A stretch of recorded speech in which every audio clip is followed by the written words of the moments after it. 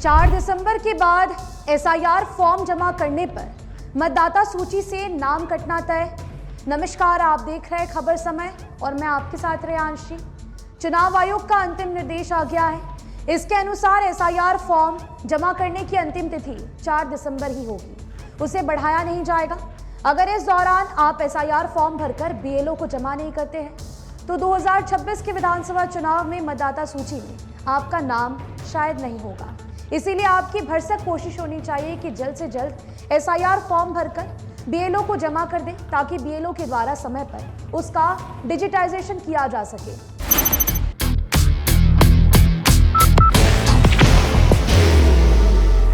There will only be one insignia. इस समय BLO के पास बात करने की भी फुर्सत नहीं है। वे दिन और रात काम कर रहे हैं, काफी दबाव में है। बीएलओ को फॉर्म की जांच समेत मतदाताओं को फोन करना, फॉर्म सुधार करना और उसके बाद फॉर्म को अपलोड करना इत्यादि बहुत से काम है। काम के बढ़ते दबाव के कारण पश्चिम बंगाल में अब तक 2 से अधिक बीएलओ के द्वारा खुदकुशी की घटनाओं का अंजाम भी दिया जा चुका है। आज एक और बीएलओ ने आत्महत्या कर ली है। बंगाल से लेकर जिन जिन राज्यों में एसआईआर चल रहा है उन राज्यों में कमोबेश यही स्थिति है।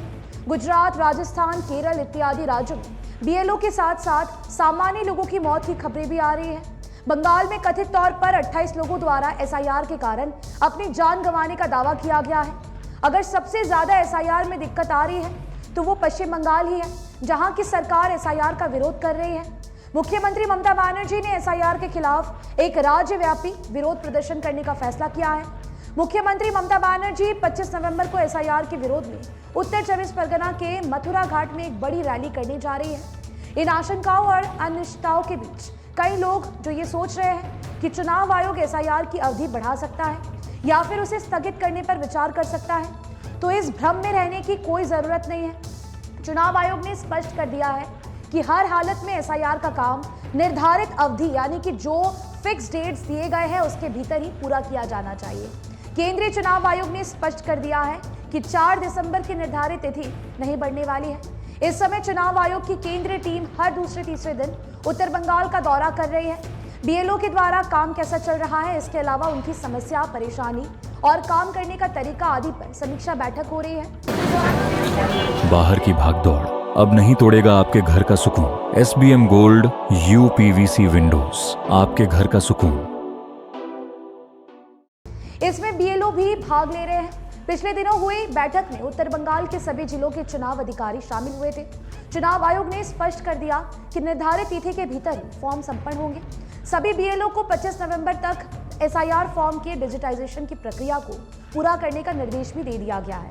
निश्चित रूप से बीएलओ पर काम का दबाव, परेशानी और दूसरी पारिवारिक समस्याएं भी सामने आ रही है, लेकिन इसके बावजूद बीएलओ अपना काम भलीभांति कर रहे हैं। हालांकि कुछ बीएलओ के काम में लापरवाही भी बरती जा रही है। चुनाव आयोग के द्वारा उन्हें नोटिस भी दिया जा रहा है। पिछले दिनों जिला चुनाव अधिकारियों ने चुनाव आयोग के सामने बीएलओ की समस्याएं रखी। उन्होंने कहा कि एक बीएलओ को औसतन 1200 से लेकर 1400 प्रपत्र रोज देखने पड़ रहे हैं। पहले जहां फॉर्म बांटना और जमा करना था, अब उनकी फोटो खींचकर डेटा एंट्री करके उसी दिन अपलोड करना भी अनिवार्य कर दिया गया है। इसीलिए बीएलओ की व्यस्तता भी बढ़ गई है और वे काम का दबाव भी महसूस कर रहे हैं। भारतीय चुनाव आयोग ने भी इसे माना है। मुख्यमंत्री ममता बनर्जी तथा देश के अन्य राज्यों में जहां जहां एसआईआर चल रहा है, वहां के मुख्यमंत्री और मंत्रियों के द्वारा भारतीय चुनाव आयोग से एसआईआर की अवधि बढ़ाने की अपील की गई है। बंगाल में तो मुख्यमंत्री ने स्पष्ट कर दिया है कि अगर चुनाव आयोग तिथि नहीं बढ़ाता है तो टीएमसी विरोध प्रदर्शन भी करेगी और चुनाव आयोग को इसका जवाब भी देगी। लेकिन चुनाव आयोग ने स्पष्ट कर दिया है कि हर हालत में निर्धारित अवधि के भीतर एसआईआर को पूरा किया जाएगा।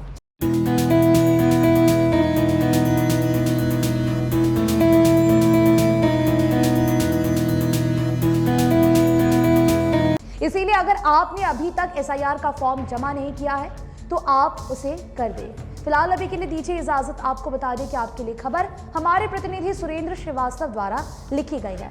और भी लेटेस्ट अपडेट्स पाने के लिए देखते रहे खबर समय। हर समय खबर समय। धन्यवाद।